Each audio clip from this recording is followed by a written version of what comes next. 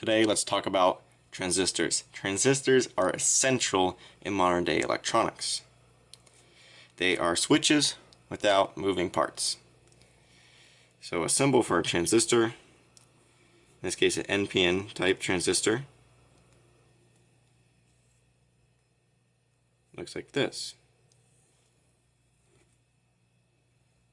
And your three pins are your collector, your base, and emitter. And for NPN, you always connect the emitter down to ground because the emitter can't supply much output current. It's really good at sinking current. That's all it should be used for, connecting it to ground. So how a transistor works is when there's current, a very small bit of current from flowing through the base to the emitter, so down through here, it allows the collector to connect current down to the emitter, and it comes down here. So to get this small little bit of current, you need resistance, and of course we'll use a resistor. And with 5 volts for most like projects, a good resistor type is a 220 ohm resistor. So this will be our input. This can be from a microcontroller, button, you name it, whatever. And the collector will be attached to our load,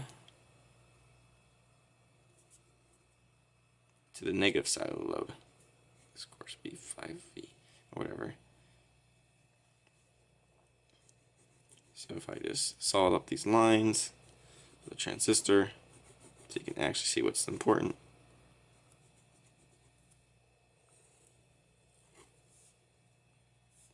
So here's our load into our collector, our input through a resistor, into our base, and emitter is to ground, of course.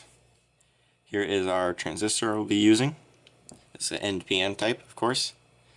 So pin number 1, all the way on the left, is our collector in this case. Middle pin is our base, and the third pin is our emitter. Now, I would look up your data sheet for your transistors so we don't flip them around. Some of them are different, but most transistors, NPN types, are like this. You can tell where pin 1 is because the flat side, so the leftmost side on the flat side is pin 1. So the flat is the front, the round is the back. Now let's build a simple test circuit. Let's first put our transistor in. So I got the front facing you, so here's pin 1 over here. Firstly, we know the emitter should be connected to ground. So there we go, the emitter's connected to ground. And for our load, I'll be using a red LED. So put the longer lead is the positive side, and the shorter lead is the negative side. So with the LED positive, I'm using a 220 ohm resistor to current limiting resistor to into our collector. Didn't go far enough. There we go. So now this is our circuit. So when this turns on, this could be connected to ground. But now we need a way to turn this on. So what we can use is a, do I want to use, yes I do.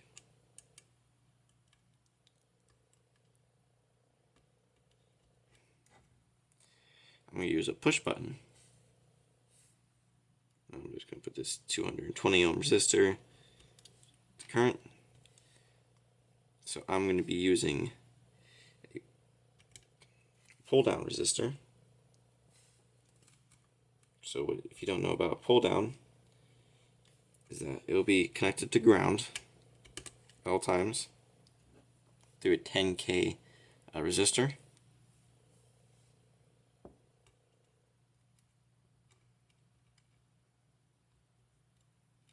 And these two resistors are shorted together, so this is going to ground here.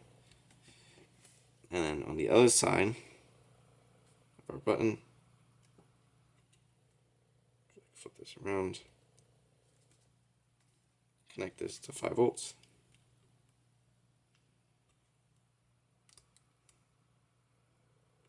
So when this button's pressed, this 5 volts will come down through here, through the current limiting resistor, go into our base, create a small bit of current that will throw through our emitter.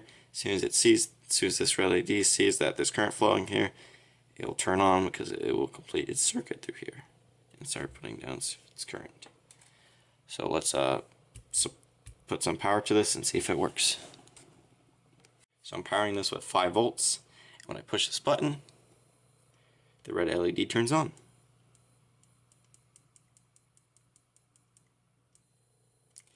Now this input can be whatever you want. It doesn't have to be a push button. It could be from a microcontroller, some sensor that you got, like a sound sensor that has a digital value that once it reaches a threshold, it would turn on and put out 5 volts, and then you could just simply put a current limiting resistor right into the base, and you can turn on a larger load with that. And that's the great thing about this transistor. It allows a small current to turn on a big load. Now to show you how we can be creative with just 2 transistors, we created a NOT gate. So when the input is 0 or low, it's high. And if I make it this high, it switches to low. Now, of course, both our emitters are connected to ground. We have a 220 ohm resistor going into the collector for the bottom transistor, and then a 10K resistor going to the base of the other transistor. And of course, the load comes into the collector of the top transistor. But our button input comes to the base of our second transistor. So what happens is when we click this button, it shorts from this 220 ohm to ground. It sees no point of going through this 10K resistor down into this transistor. So there's no point to it. It's going to take the easiest path. So it just jumps down and will totally ignore this resistor. It's like I just pulled it out of the circuit. So pulling it out would remove it from 5 volts and turn it off. And you can see what I'm saying is when the button's pressed, it's practically like I pull out the resistor. Here's the circuit that was just on this breadboard right here, if you want to build this for yourself and that was too complicated. You have your 2 transistors. VCC, of course, is your positive from your power rail, and ground, of course. So the second transistor collector is tied to the base of your first transistor through a 10K resistor, and the rest is pretty standard that we've already covered before. Now I really hope this helped you learn transistors, just the basic how they can switch.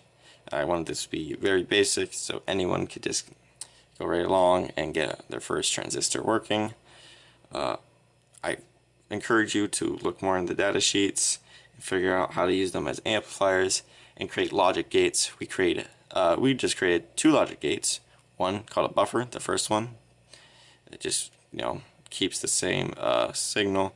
It just revamps it, so a digital 1 will still be a digital 1.